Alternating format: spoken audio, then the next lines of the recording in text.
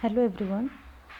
We will discuss about excretory system from today onwards. So the first topic will be excretory products. Okay.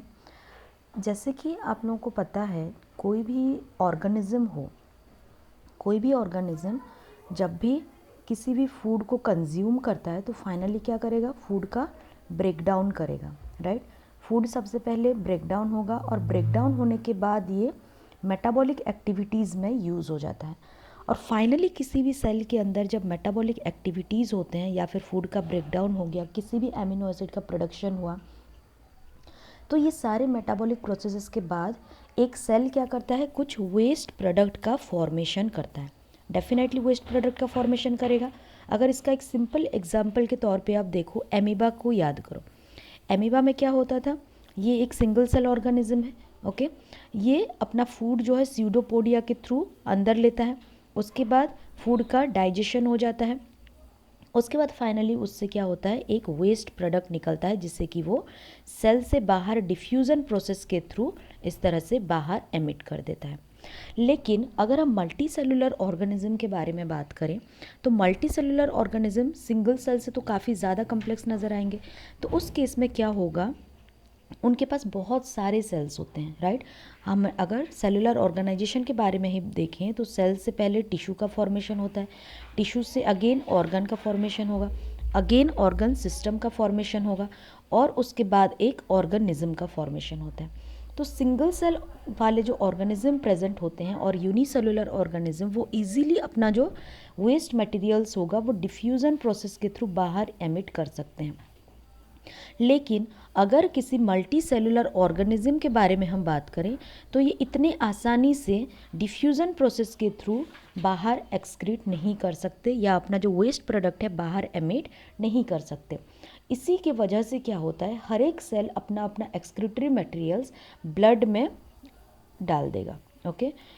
यहाँ पे multicellular organism में जो भी excretory material each cell से produce होगा वो blood में आ जाता है और ब्लड से अगेन प्यूरिफाई होने के लिए ये लिवर में जाएगा या फिर किडनी में जाएगा या फिर एक एक्सक्रीटरी ऑर्गन में जाएगा और वही एक्सक्रीटरी ऑर्गन फर्दर इसे क्या करते हैं, बाहर एक्सक्रीट कराते हैं। सो यहाँ पे आज का टॉपिक क्या रहेगा, हम पढ़ेंगे एक्सक्रीटरी प्रोडक्ट्स।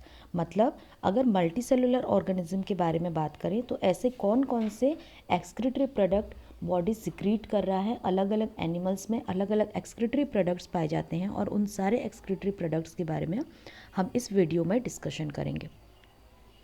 तो अगर मेजर एक्सक्रीटरी प्रोडक्ट्स के बारे में बात करें तो टोटल हमारे पास 3 मेजर एक्सक्रीटरी प्रोडक्ट्स पाए जाते हैं, जिसके बारे में कि आपने लोअर क्लासेस में भी सुना होगा जब क्लास 10th में एक्सक्रीशन के बारे में पढ़ रहे होगे, ओके।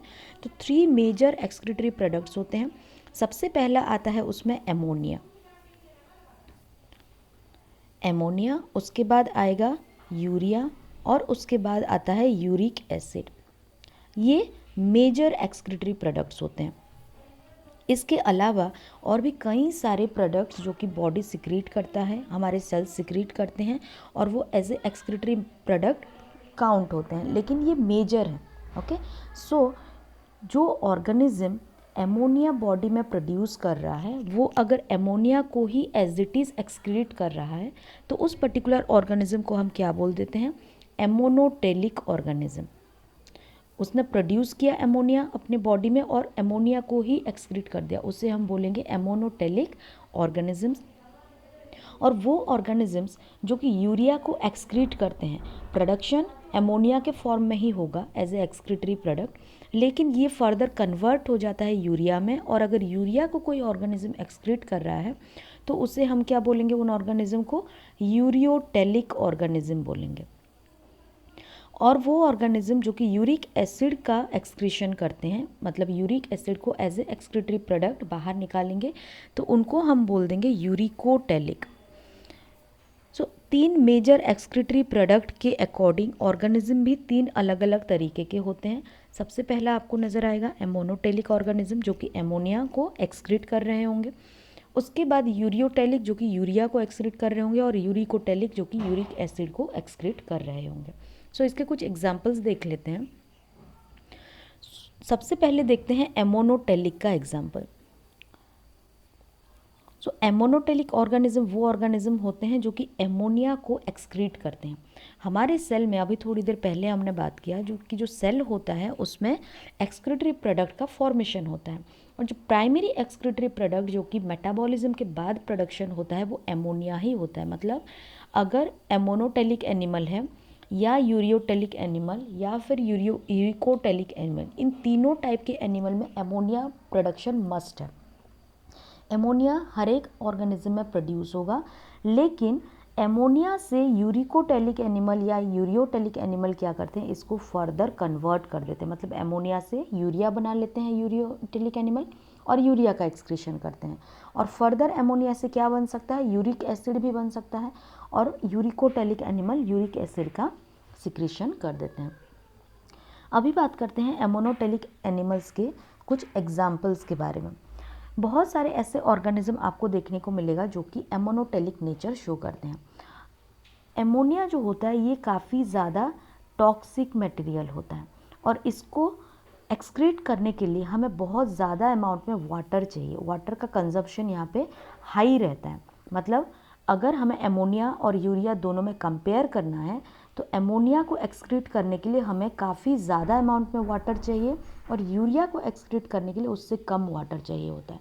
तो खुद सोचो, अगर एक ऐसा ऑर्गेनिज्म जो कि एमोनिया प्रोड्यूस कर रहा है और एमोनिया को बाहर निकालने के लिए हमें बहुत ज़्यादा अमाउंट में वाटर चाहिए, तो वो कहाँ पे रहेगा। नॉर्मली ये जो ऑर्गेनिज्म होते हैं ये एक्वाटिक ऑर्गेनिज्म ही होते हैं। मतलब एक्वाटिक ऑर्गेनिज्म के आसपास क्या होगा, बहुत ज़्यादा अमाउंट में वाटर रहता है। वाटर मतलब एक्वाटिक सराउंडिंग वो लोग रहेंगे, एक्वाटिक मीडियम में रहेंगे।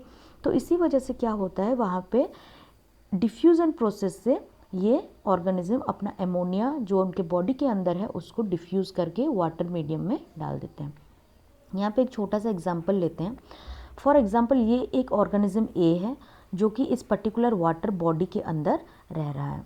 सो इस पर्टिकुलर ऑर्गेनिज्म ए के अंदर मान लो 30 मॉलिक्यूल ऑफ एमोनिया है, और ये ऑर्गेनिज्म है तो ये अमोनिया प्रोड्यूस कर रहा है। लेकिन वाटर में क्या हो रहा होगा, वाटर में उतना ज़्यादा एमोनिया का कंसंट्रेशन नहीं होगा। मान लो 5 मिलीमोलर कंसंट्रेशन है, या ये तो मैंने बहुत ज़्यादा बोल दिया, 5 मॉलिक्यूल ही मान लेते हैं उसको सिंपली समझने के लिए।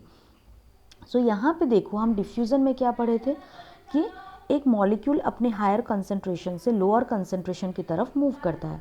सो ऑर्गेनिज्म ए के अंदर 30 मॉलिक्यूल ऑफ एमोनिया है, और इसके आसपास के जो सराउंडिंग है उसमें सिर्फ और सिर्फ 5 मॉलिक्यूल्स हैं। तो यहाँ से क्या होगा, ऑर्गेनिज्म ए के अंदर से ये जो एमोनिया के मॉलिक्यूल्स होंगे ये सराउंडिंग मीडियम में डिफ्यूज़ हो जाएंगे अपने आप। और इसी तरह से जो एमोनोटेलिक एनिमल्स होते हैं ये डिफ्यूज़न प्रोसेस के थ्रू अपने बॉडी के अंदर एमोनिया जो एक्यूमुलेट होता रहता है धीरे धीरे, उसको ये लोग एक्सक्रीट कर लेते हैं। सो जनरली ये ऑर्गेनिज्म कैसे देखने को मिलेंगे, ये एक्वाटिक ऑर्गेनिजम्स होंगे। सो अभी बात करते हैं उनकी एग्जांपल्स के बारे में कि ऐसे कौन कौन से एक्वाटिक एनिमल्स हैं जो कि एमोनोटेलिक नेचर शो करते हैं। कुछ बोनी फिशेस आपको देखने को मिलेगा। बोनी फिशेस मतलब इसके बारे में हम एनिमल किंगडम जब पढ़ेंगे सो इसके बारे में डिटेल में पढ़ेंगे। इसका एग्जाम्पल होता है बोनी फिशेस, मतलब ऐसे फिश जिसके वर्टिब्रल कॉलम होंगे या फिर बोन प्रेजेंट होंगे, उसमें कार्टिलेज नहीं होगा, बोन ज़्यादा अमाउंट में देखने को मिलेगा। नेक्स्ट क्या होते हैं, एक्वाटिक एम्फीबियंस।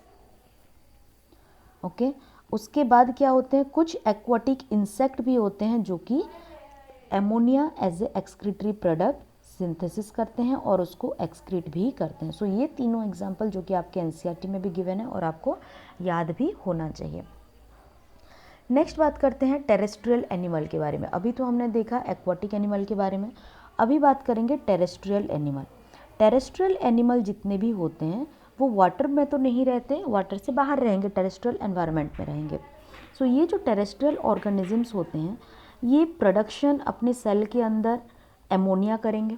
ओके, क्योंकि एमोनिया कब प्रोड्यूस होता है, मेटाबॉलिज्म के बाद प्रोड्यूस होता है। और हम जानते हैं जो मेटाबॉलिज्म होगा न्यूक्लिक एसिड का, न्यूक्लिक एसिड में नाइट्रोजन प्रेजेंट होता है, और इसका जब मेटाबॉलिज्म होता है तो ये जो नाइट्रोजनस प्रोडक्ट्स होते हैं वही फर्दर कन्वर्ट होते हैं एमोनिया में। सो ये फाइनली एमोनिया इसके अंदर आया। लेकिन हम जानते हैं एमोनिया काफ़ी ज़्यादा टॉक्सिक होता है और इसको इमीडिएटली बाहर निकालना ज़रूरी है। लेकिन टेरेस्ट्रियल ऑर्गेनिज्म ऐसे ऑर्गेनिज्म होते हैं जो कि एक्वाटिक एनवायरनमेंट में नहीं रहेंगे। सो इनको अगर एमोनिया को बाहर निकालना हो तो उतना आसान नहीं होगा। इसीलिए क्या करते हैं ये, सबसे पहले ये जो मोर टॉक्सिक एमोनिया है इसको एक लेस टॉक्सिक कंपाउंड में पहले कन्वर्ट कर देते हैं जो कि यूरिया होता है। ओके, तो एमोनिया मोर टॉक्सिक हो गया और जो यूरिया होता है ये लेस टॉक्सिक सब्सटेंस होता है। तो जैसे ही यूरिया का फॉर्मेशन हो जाता है, यूरिया ब्लड स्ट्रीम में एमोनिया से ज़्यादा टाइम रह सकता है और ये क्योंकि लेस टॉक्सिक है तो बॉडी के लिए उतना ज़्यादा हार्म कॉज नहीं करता। तो फर्दर जैसे ही यूरिया का कन्वर्जन होता है, ये कन्वर्जन कहाँ पे आपको देखने को मिलेगा, ये जनरली आपको लीवर में देखने को मिलता है। सो लीवर में जैसे ही यूरिया का फॉर्मेशन हो जाता है, ये कहाँ क्या कर देते हैं, इसको फर्दर ब्लड स्ट्रीम में डाल दिया जाता है और ब्लड स्ट्रीम में जैसे ही इसको डाल देते हैं इसके बाद ये कोई ना कोई एक्सक्रीटरी ऑर्गन के पास जाता है और फाइनली फिल्ट्रेशन प्रोसेस होके यूरिया को बाहर निकाल दिया जाता है। जैसे कि हायर ऑर्गेनिज्म में kidney as a excretory organ है। सो यूरिया सबसे पहले ब्लड स्ट्रीम में जाएगा और ब्लड में यूरिया फर्दर कहाँ जाएगा, ये किडनी के पास जाएगा और नेफ्रॉन के थ्रू यूरिया का एक्सक्रीशन हो जाएगा, फिल्ट्रेशन होगा, फिर फर्दर इसका एक्सक्रीशन हो जाएगा। तो टेरेस्ट्रियल ऑर्गेनिज्म में कुछ एग्जांपल्स देखते हैं जो कि यूरिया को as a excretory product secrete करते हैं बाहर, और उन ऑर्गेनिज्म को हम क्या बोल देते हैं, यूरियोटेलिक ऑर्गेनिज्म बोलते हैं। So what are ureotelic organism और एरियोटेलिक एनिमल्स?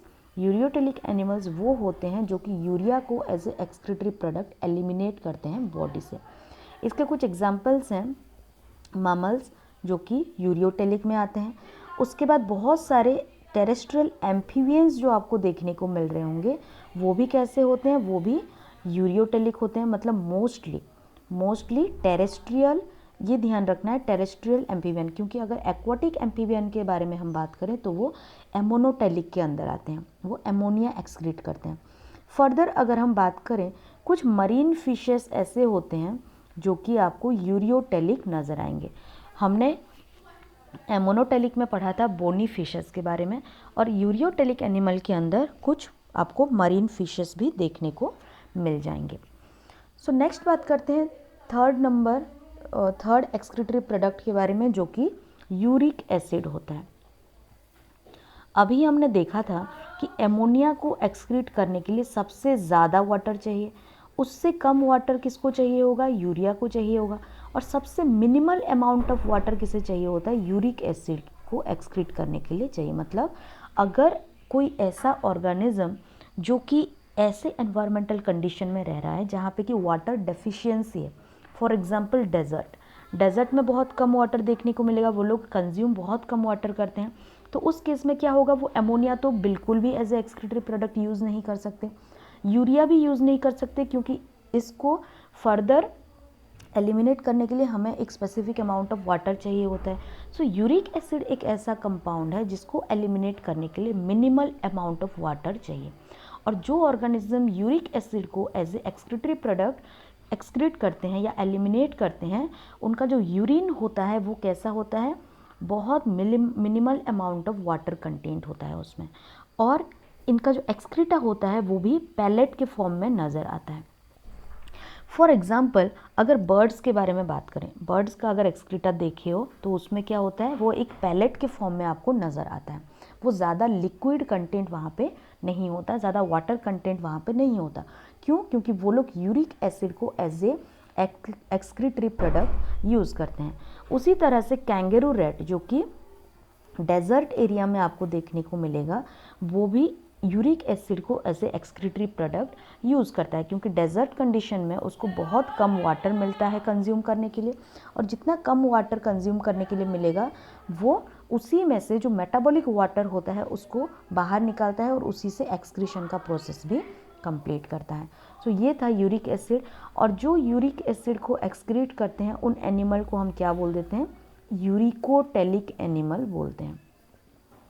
सो अगर आपसे डिफरेंस पूछा जाए कि uricotelic animal and ureotelic animal में डिफरेंस क्या होता है, सो होप कि आपको यहाँ तक अभी आपको आंसर्स मिल चुके होंगे, राइट। सो इसमें से क्वेश्चन क्या क्या आते हैं एक बार देख लेते हैं। सबसे पहला क्वेश्चन इस पर्टिकुलर टॉपिक से यही जनरेट होता है एग्जाम्पल्स के बारे में, जो कि आपको बहुत अच्छे से ध्यान में रखना है। Ammonotelic animal, ureotelic animal and uricotelic animal, इनमें से कौन कौन से एग्जाम्पल्स किसके अंडर आएंगे वो इम्पॉर्टेंट है। दूसरा इम्पॉर्टेंट चीज़ यहाँ पे ये है कि आपसे ये पूछा जा सकता है कि सबसे मिनिमम अमाउंट ऑफ वाटर कहाँ पे कंज्यूम होता है, किस पर्टिकुलर प्रोडक्ट को एक्सक्रीट करने के लिए कंज्यूम हो सकता है, ये पूछा जा सकता है। जिसका एग्जांपल कि हमने अभी देखा, यूरिक एसिड को एक्सक्रीट करने के लिए सबसे कम अमाउंट ऑफ वाटर हमें चाहिए होगा। उसके बाद क्या होता है, मैक्सिमम अमाउंट ऑफ वाटर कौन से एक्सक्रीटरी प्रोडक्ट को एलिमिनेट करने के लिए चाहिए, और उसका एग्जाम्पल भी हमने थोड़ी देर पहले देखा था। एमोनिया को एक्सक्रीट करने के लिए हमें सबसे ज़्यादा अमाउंट ऑफ वाटर चाहिए, और एमोनिया क्या होता है, ये मोस्ट टॉक्सिक कंपाउंड होगा यहाँ पे, ठीक है, या मोर टॉक्सिक आप ये इसको कंसिडर कर सकते हैं।